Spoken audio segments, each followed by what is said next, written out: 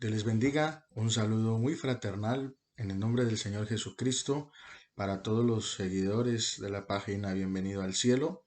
Un abrazo para todos. El siguiente comentario que queremos hacer es en relación a la existencia de Dios. Dios existe. ¿Qué piensa la ciencia sobre ello? ¿Qué aportes bíblicos podríamos tomar al referente?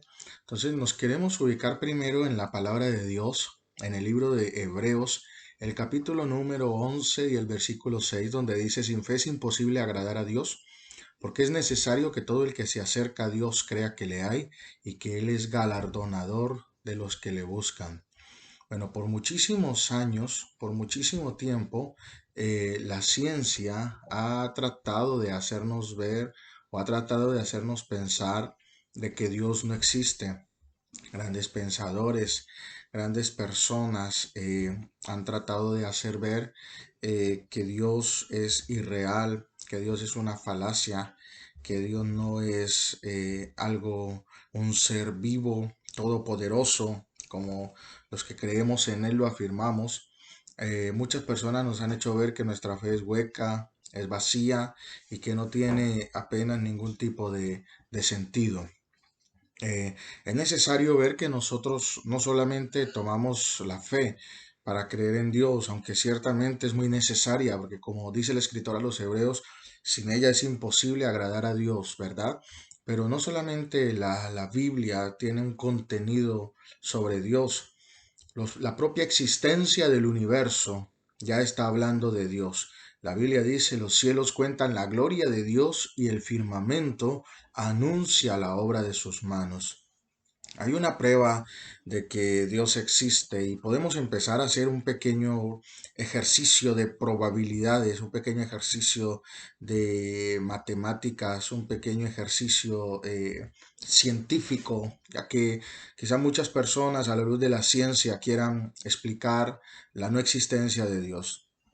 Para saber que algo es científicamente probado, como tantas veces nosotros solemos usar la expresión científicamente probado, debemos de saber que la mayoría de demostraciones científicas se basan en experimentos estadísticos. Se hacen pruebas relacionadas con lo que se quiere demostrar y se mira qué pasa. Luego se calcula el porcentaje de cuántas veces pasa cada cosa. Eh, por ejemplo, imaginémonos que están investigando la vacuna contra el coronavirus.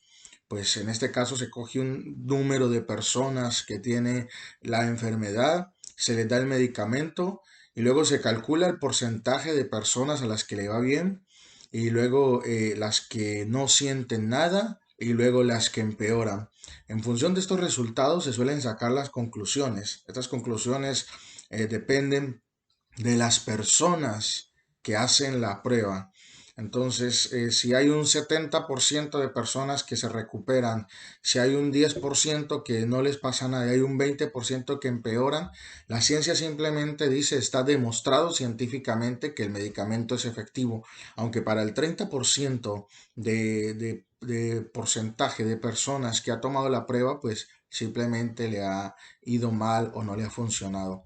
Esa es la ciencia. Supongamos por un momento que usamos un argumento científico para demostrar la existencia de Dios. En este caso no podríamos hablar de un medicamento. Dios no es un medicamento. Dios es el creador y el sustentador de todo lo que existe.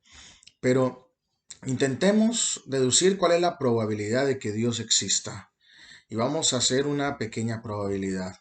La probabilidad de que el universo exista al azar es como si nosotros lanzáramos un dado al aire. Nosotros lanzáramos un dado y la probabilidad de que a usted le salga un número, usemos el número 3. La probabilidad de que le salga el número 3 cuando lanza un dado es de 1 a 6. El número de casos favorables es 1. El número de casos posibles es 6, que son las caras que tiene el dado.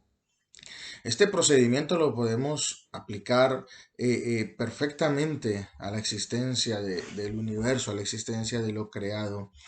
Podríamos decir que en lugar de tener el número 3, podríamos poner el universo y decir que se tiró una moneda al aire, se tiró un dado al aire, y de uno entre seis, el universo y todo lo creado y todo lo que hay se sustentó, se ordenó.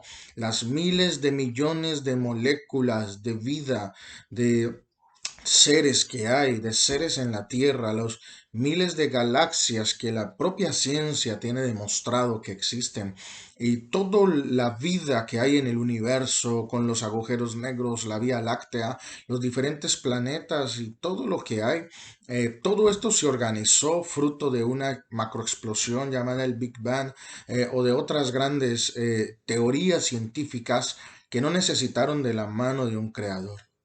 Pudiéramos decir que todo esto es simplemente fruto, y toda la vida fue fruto de una macro casualidad en donde todo se unió como por arte de magia, como por arte de la existencia de un no creador. Si nosotros damos cuenta, esto es algo casi irracional, no tiene sentido, no tiene lógica. No tiene lógica que se necesite la intervención de un ser humano para crear una computadora, y no se necesite la intervención de alguien especial para crear al ser humano. Es tanto como decir que nosotros tiramos teclas al aire y tiramos microchips, tiramos procesadores al aire, y simplemente por fruto del azar, al tirarlo desde el día que nacemos hasta el día que muramos, igual en algún momento todos los elementos van a caer juntos y de alguna manera se van a unir y van a ensamblar una pieza perfecta de un computador. ¿Verdad que no tiene sentido? Si nosotros creemos que el ordenador no tiene inteligencia suficiente para crearse por sí solo, para formatearse por sí solo, para darse existencia o vida por sí solo, mucho menos creer que una máquina tan perfectamente creada como el cuerpo humano es capaz de formarse de la nada y es capaz de perfeccionarse. Obviamente, leemos un artículo de un matemático británico llamado John Lennox, que es profesor emérito de la Universidad de Oxford, y él dice, reunido ante cientos de personas, que el ateísmo, el teísmo y el panteísmo en realidad han existido durante milenios, durante muchos años. Eh, la primera idea que se plantea la tenemos en Isaac Newton, quien presentó el universo bellamente en términos matemáticos y descubrió que las matemáticas dieron una descripción brillante de cómo funcionan las cosas. Llevó a la idea de que el universo era esencialmente un artefacto mecánico, y luego la gente comenzó a pensar, bueno, parece funcionar muy bien por sí solo, y si podemos investigarlo sin hacer referencia a ningún concepto de alguien que lo puso en marcha, mucho mejor. Entonces, así que la idea de que Dios lo puso comenzó a retroceder en el pasado. Aproximadamente en el siglo XVIII, el deísmo, que es la creencia de que Dios existe pero no está involucrado en los asuntos de la humanidad, prevaleció, y posteriormente fue seguido por la Ilustración, donde los pensadores de la época reemplazaron a Dios con la razón humana.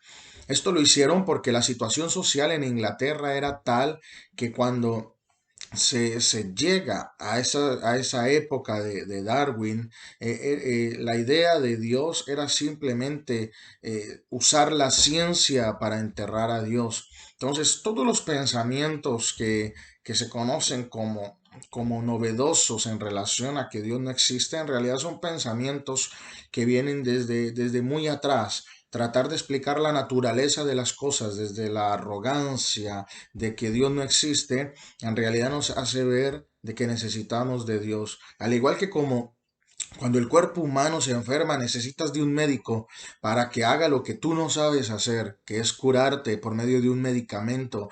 Tú no sabes aplicarte una inyección intravenosa. Tú no sabes conducir un coche si nadie te lo enseña. Tú no sabes pilotar un avión si alguien que sepa no te lo enseña. De la misma manera, las cosas que no tienen vida no pueden existir si alguien con vida no les da vida. Por eso Génesis capítulo 1 dice, creó Dios los cielos y la tierra.